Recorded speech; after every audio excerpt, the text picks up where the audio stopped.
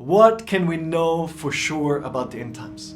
I believe the Bible gives us a great many details of what is lying ahead of us.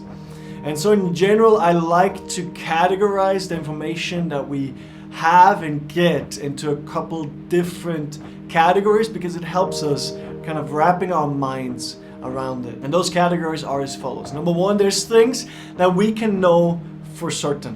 There's things the Bible is very 100% clear. There's no doubt about it. Number two, there is things that we can have informed opinions on. I think the Bible is hinting at things and telling us things, but they're not 100% clear, so I wouldn't be so dogmatic about it.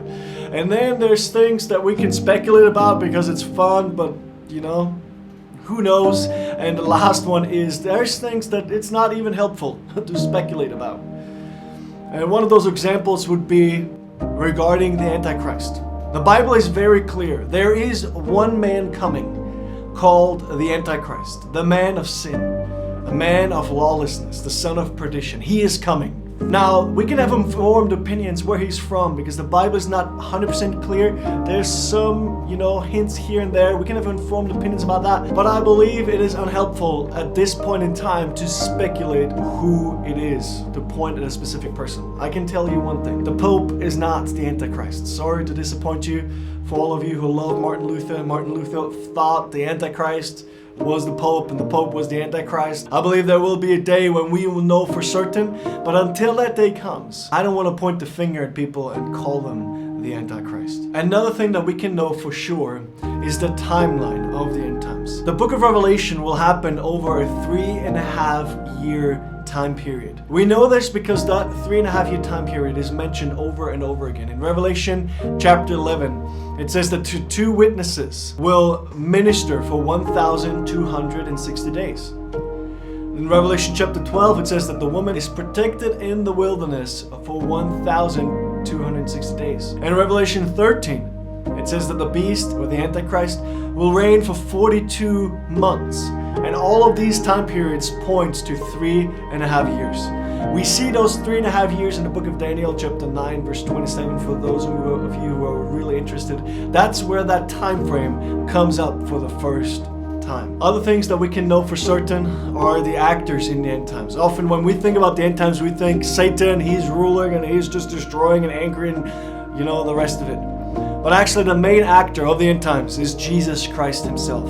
The book of Revelation is called the Revelation of Jesus Christ. When we look at the book of Revelation, we look at the plan and we look at the man behind the plan. We look at somebody who is incredibly smart, incredibly kind, incredibly generous. And the book of Revelation, he's using the least severe means to reach the greatest number of people at the deepest level of love. The main actor of the end times is actually Jesus Christ himself and the church going forth victorious, declaring the gospel of Jesus Christ. Obviously, Satan is a character in it.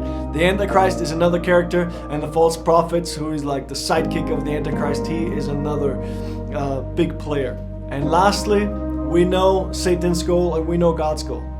Satan's goal is to kill, steal, and destroy. He wants to take as many people with him as possible. In Matthew chapter 23, Jesus binds himself to the Jewish leadership in the sense that he says, I will not come again until you, the leadership of Jerusalem, accepts me and says, blessed is he who comes in the name of the Lord. And so Satan has taken this prophecy of Jesus and he's trying to wipe out the Jewish people from the face of the earth so that Jesus could not come back.